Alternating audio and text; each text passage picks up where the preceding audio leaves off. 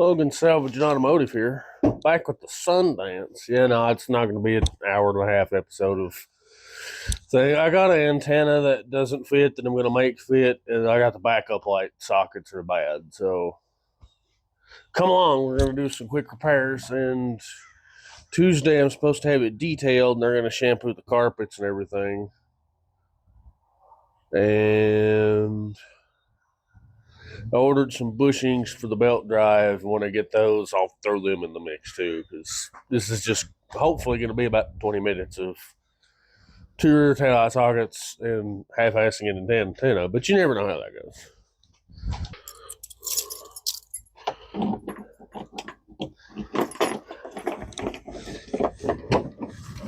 Ta-da. Also, I'm going to pull these boxes out and then clean the car out and get the spire to settle down where it belongs. There's my hopefully going to make work antenna. Hey, screwdriver. We'll go grab a screwdriver.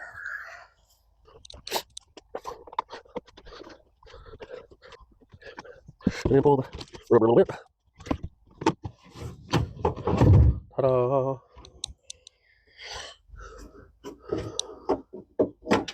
Here's our problem. They're rotted. They're breaking. This one's so rusty, you can't get no ground through it.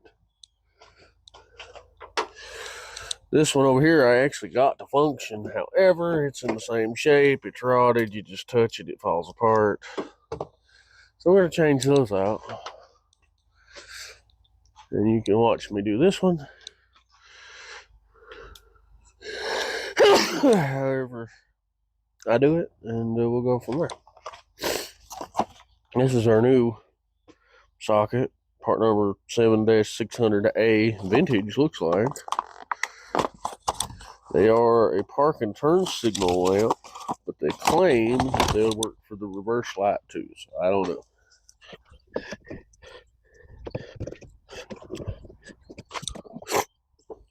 Kinda. They almost fit.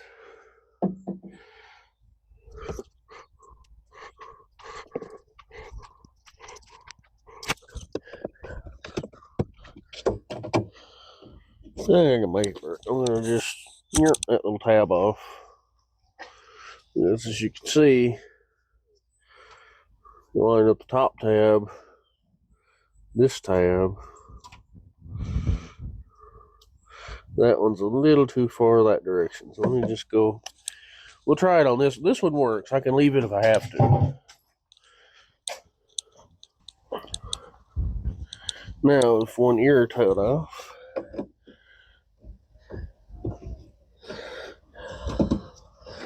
yeah, she goes in locks now. All right.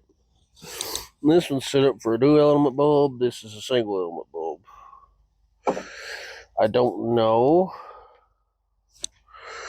per se how I'm going to make all that happen, but I got an idea. Let me bring you over here. Zoom in on this. All right. Here's our socket. I got it where we're going. You see it's got two terminals in it instead of one. This whole metal socket is just retained by that little clip. I'm going to take the socket out of this and see if I can pull the center out and replace it with the center of the other one, because I just need this metal bit and the plastic bit.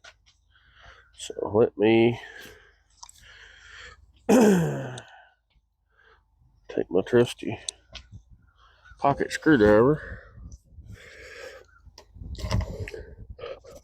Let's see if I can get it in there.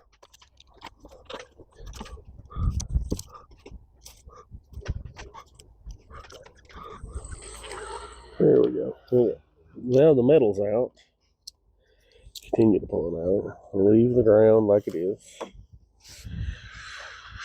Yeah, the plastic is also just got a tab.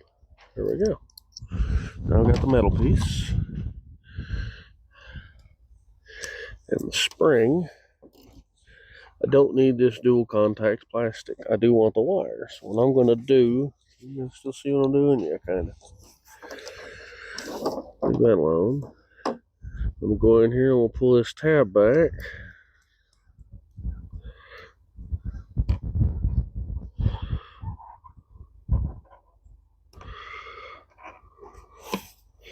I'm pulling the wires out of it too.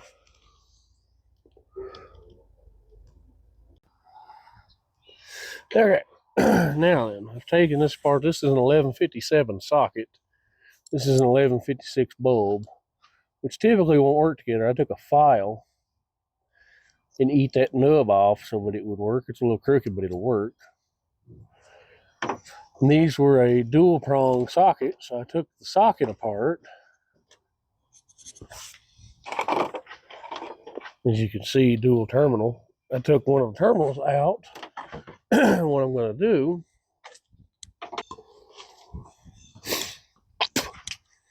so I'm going to take the center out of this one, which is fairly easy to do. You just need a screwdriver.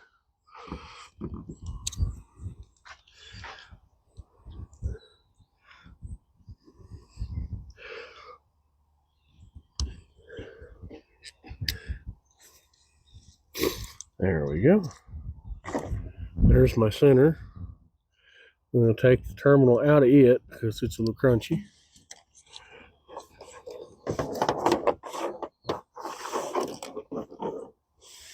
Take my new terminal, slide it in the back till it latches. Here we go. The spring goes over the wire, like so. It goes down through the center of the metal piece.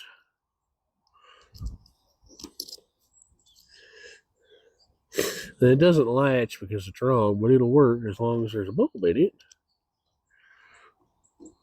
You can't fall out. See? There's my power side of the circuit. It goes back in its home like that. And the ground cable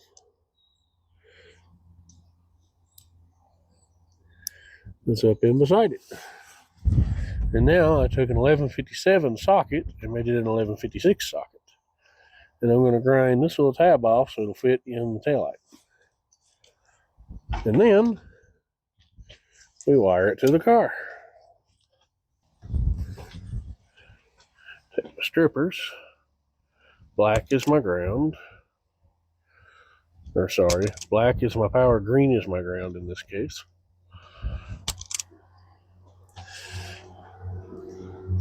On the original harness, purple is the power.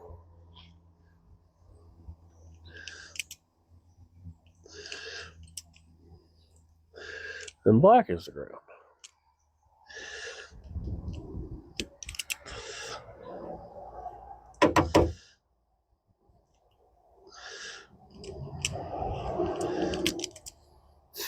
What I'm going to do, I'm going to take the two purples, tie them together because it jumpers from this light to that one.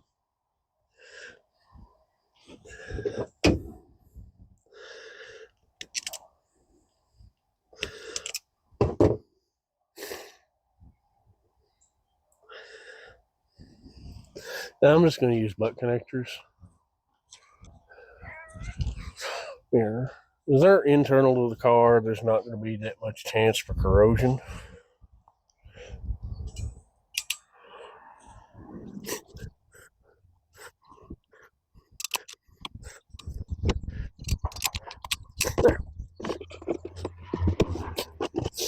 And now, just like that, we've taken the wrong sockets and converted them into the right sockets. Now you guys get to watch and tell me if they work. They should work. Doesn't mean they will work, but they should work.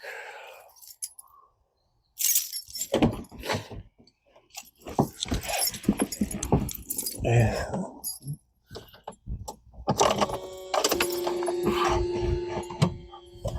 Are they working? I don't know.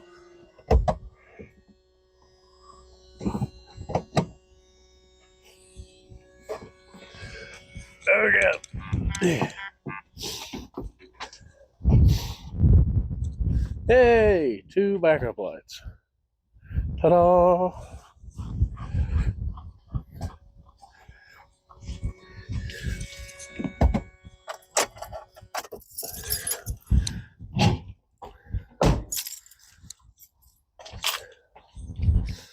And now we'll just put the panel back in.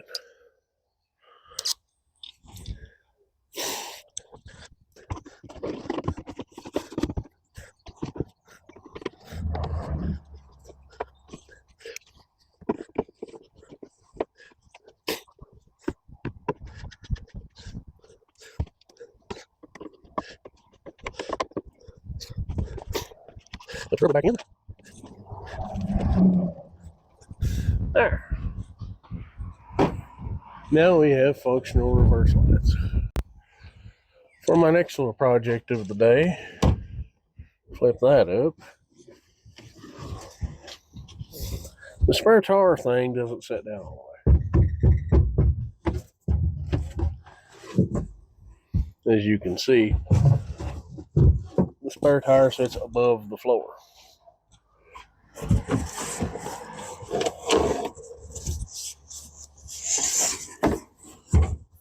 Which, according to my research, by research I mean a couple of Google searches,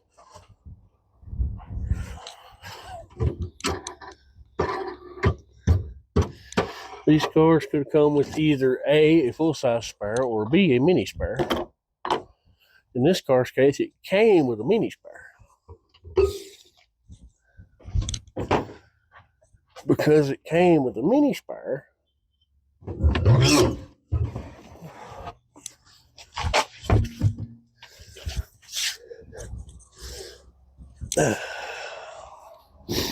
the full-size spare doesn't fit because of this. So, what I'm going to do,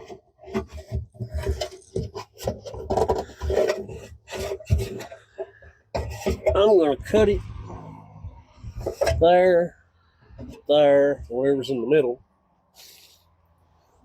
and fold it down flat. Permanent modification. It's always going to have a full-size spare from now on. The correct way to do it would be to take the spot welds out, but that's a lot of effort when I can just as easily just cut, bend it flat, and smooth it, and that'll let it set on down against the floor. It solves the problem, I think. I almost hate to do it, but I'm only going to cut off. We're going to cut that out of there. Watch your eyeballs.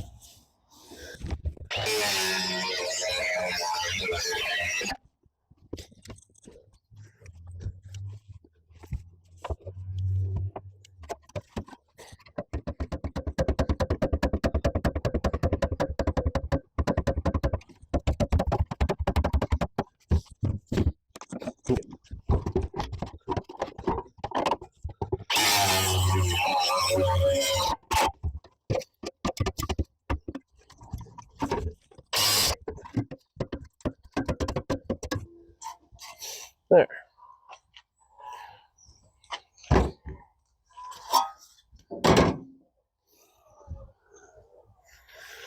And with that, the hump is now out. I hated to do it that way, but I need the spire to fit, you know what I mean?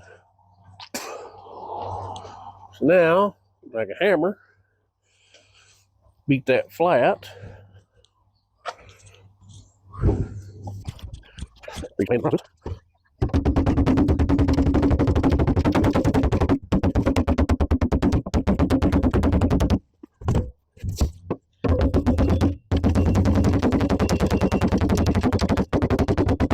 Making that later.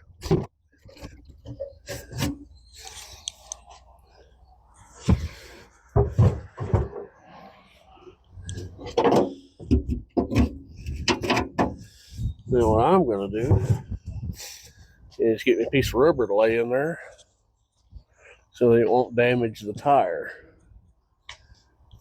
Let me see if I can find like an old inner tube or something. Well, there we go. Temporarily, I'm going to just use this Scotch-Brite pad to cover the rough edges.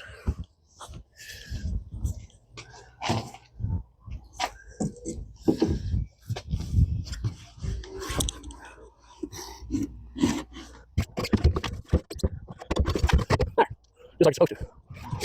Actually, that was okay. My bad. Just like that. Now pop it back in.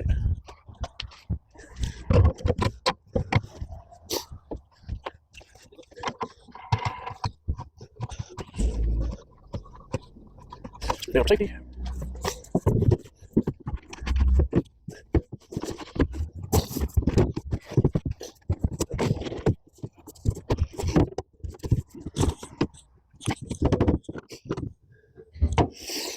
It takes a little finagling to get lined up.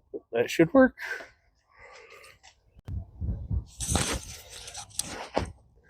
Ta-da! Now, flat front floor, which is what I was going for.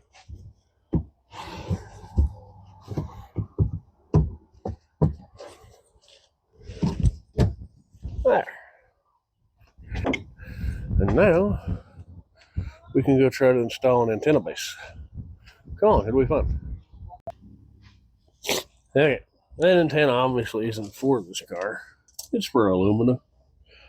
But I think I can make it work. Step one is going to be gaining access to it by removing this inner fender liner, which is attached really well. And I don't have my plastic lip I'm using tie cutters. I'll put your best. If you remove enough of them, hopefully we can just fold it down out of the way.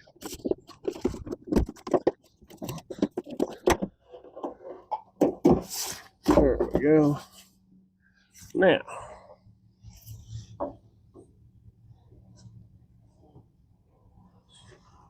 there's where the antenna goes. The question is, where does the antenna wire go?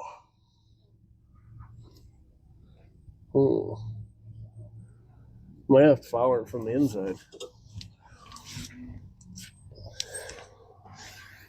But now I can see this.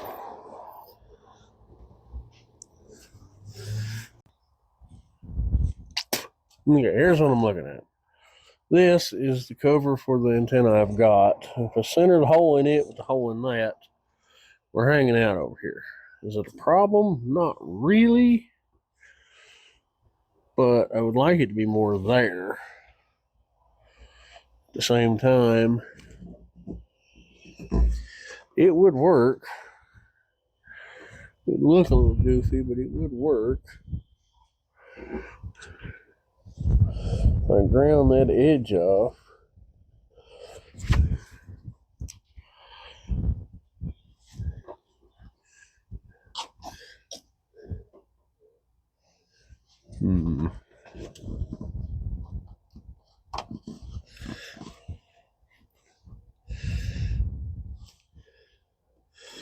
If I re-angled the bottom to sit straight with it turned around,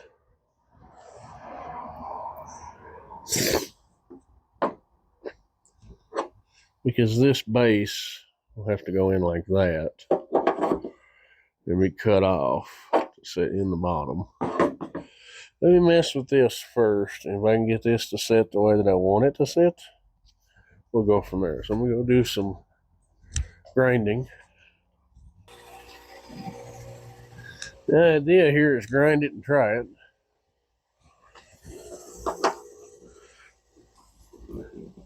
That's what I'm going with. It's pretty close to being straight up and down, but at the same time it kind of matches the fender.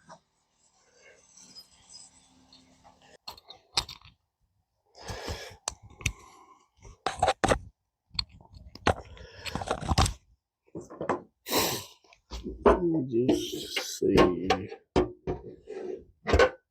Let me cut this down.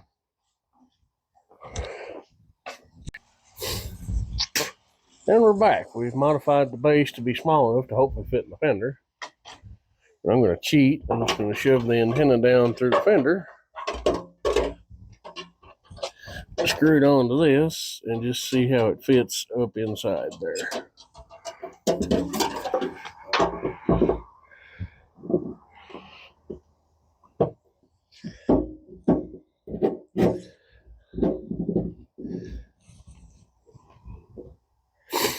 Closer.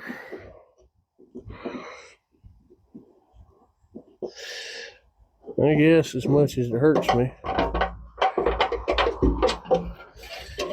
kind of don't have a choice. I got to open that hole up big enough for this to fit through it, which it won't take much to get the threads through it anyway.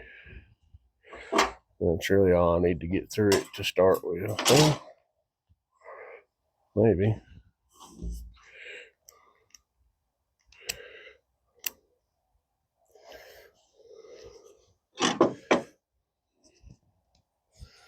I wonder. I'll pop that nut out of this piece of rubber.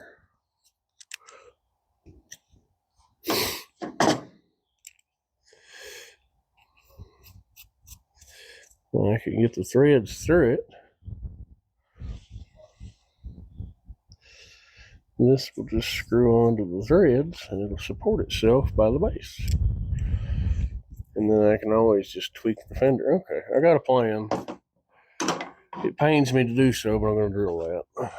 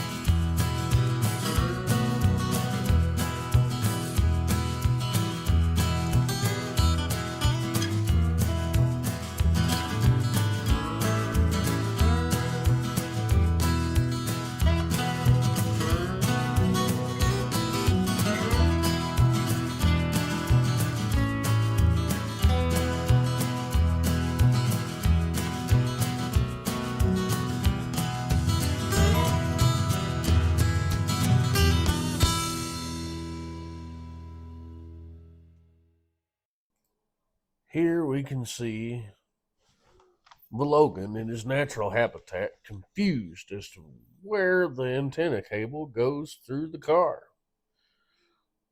Let's watch and observe and see if he can figure out just exactly where he needs to put this cable.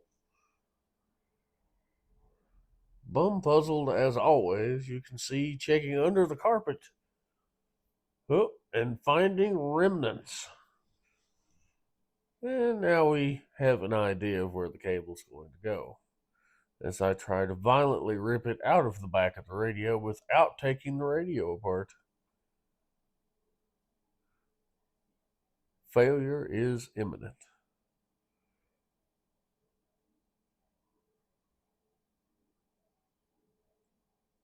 And as expected, that's not going to work. Can I get it through the glove box? No. I guess I'll have to take the radio out for that. We'll get there. Let me go out here and route the cable. Oh, I'm back. Watch as the mechanic in his natural habitat attempts to feed a wire through a kick panel. The struggle is real.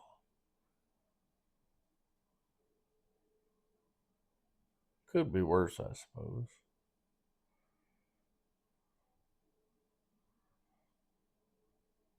Insert grunting noises.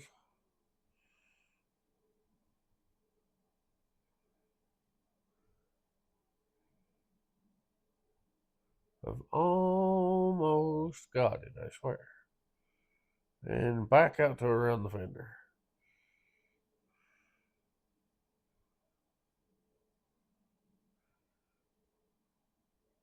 Hello? Anybody there?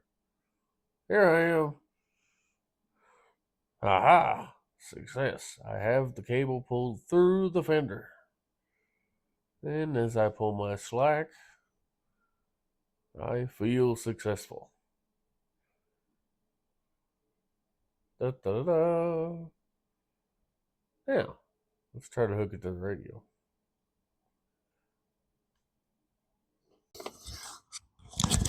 Now we're making progress. Got the wire in the cab. Pull the rubber boot on up the wire.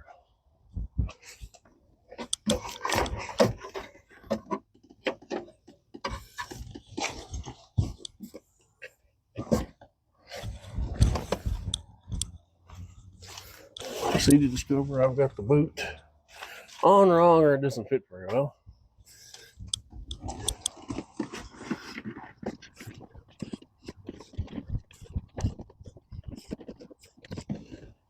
Doesn't fit very well. Anyway, then we got the wire in the cab.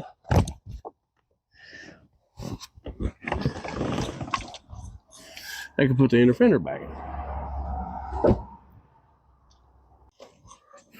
Alright, we're gonna try to get the radio out so we can plug it in. This panel is tough, but it just pops out. There's clips. 6 clips hold it. Now, I don't know that the ashtray has to come out, but I'm going to take it out.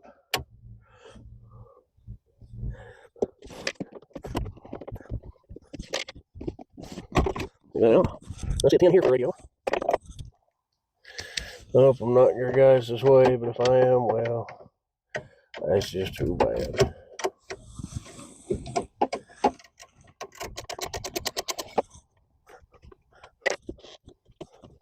Looks like there's another pin up there. So this has to come off, which is a screw up there, a screw up here, and a screw down here.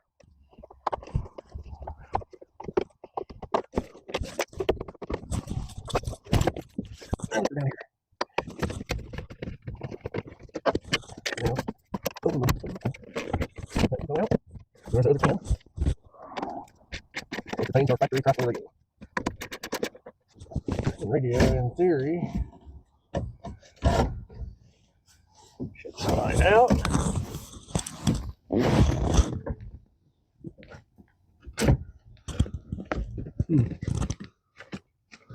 There's the old antenna wire.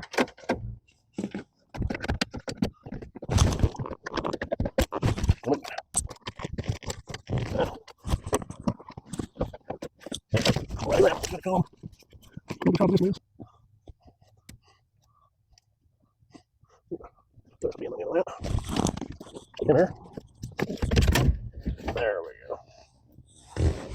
Now, before I go to the drill putting it all back together, I want to know if it works. So, I get the key out of my pocket.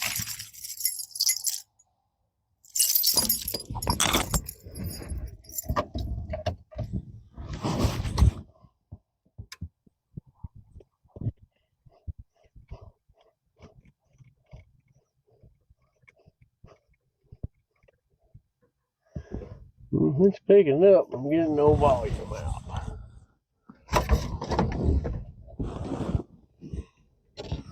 Yeah.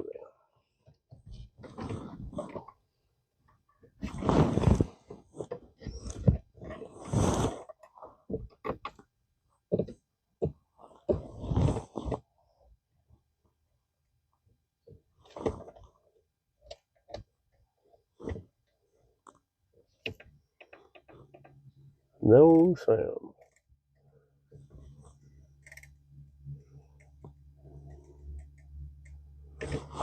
Well, means that the radio doesn't work. So, go ahead and remove it.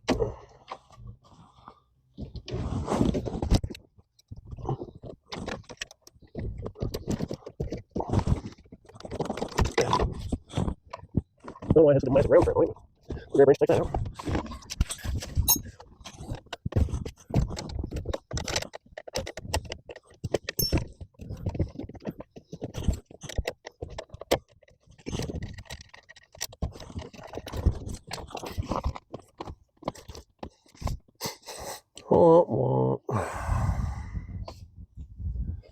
Well, the radio doesn't work. And it's been spliced on quite a bit, looks like. I don't see that big factory. So, for now, we're just going to put the dash back together.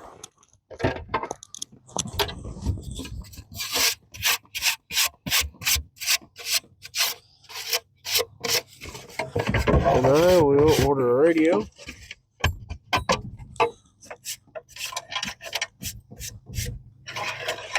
And an adapter plate.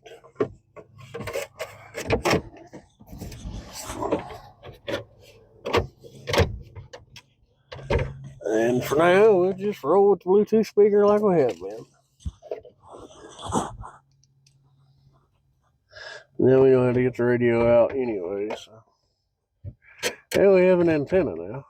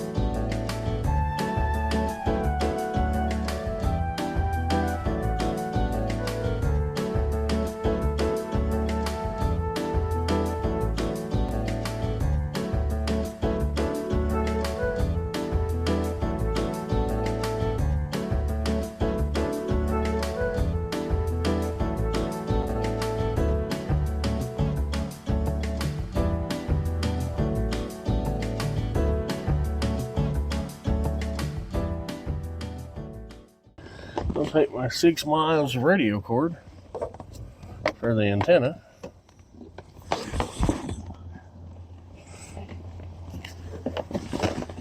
Do what Chrysler did. Fold the carpet back.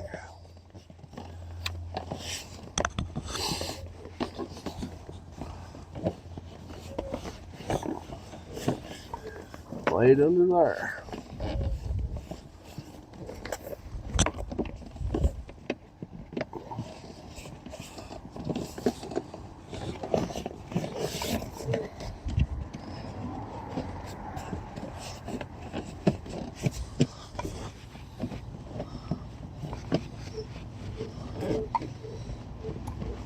Bang, bang, boom. You never know it. And there's my temporary radio.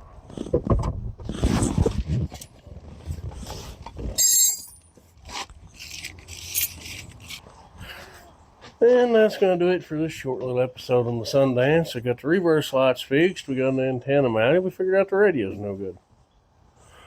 I'd call that a success for the day. I'll order a radio and a kit, and maybe I'll film put that into. This has been Logan Salvage and Automotive. Like and subscribe, and we'll see you next time.